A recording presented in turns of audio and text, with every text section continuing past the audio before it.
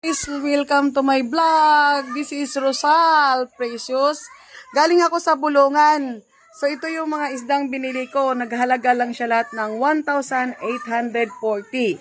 So umpisa natin sa flying fish. Ito, ang kilo nito is 160. So binili ko siya 200 lahat yan. So ito naman yung pinakamaliit na hipon. Ayan siya. Wow! Fresh na fresh. Look at this one. So this is only 60 pesos 1 kilo. Yes, 1 kilo. And ito yung kung sa Bisaya pa lato ang tawag sa amin sa Balingasag, Misamis Oriental, Cagayan de Oro. And this is tuna. You see the tuna?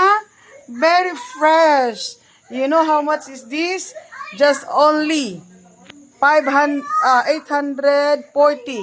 So 5.2 kilos siya.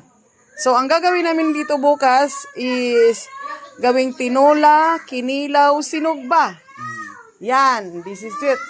Birthday nga pala ng aking kapatid, our eldest. So, ito yung handa namin bukas, puro seafoods. Ito naman yung tahong. Ang tahong na to, fresh na fresh. From Talaba.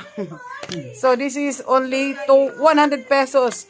Bali, equivalent siya ng 2 kilos kasi siya galon-galon eh. So ito yung doon sa ito. You know how much the kilo for this one is just only 150 sa market. You know how much? I think 240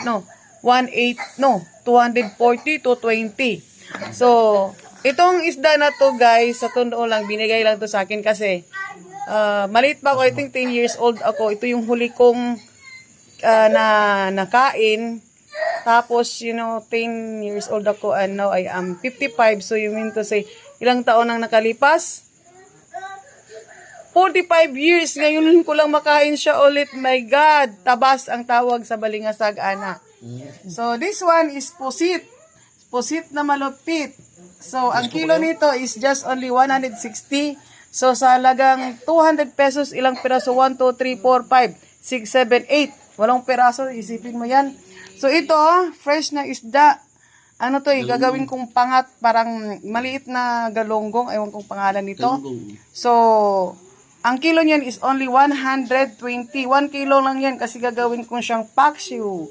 And this is galonggong, my favorite galonggong. So, the kilo of galonggong is only 120.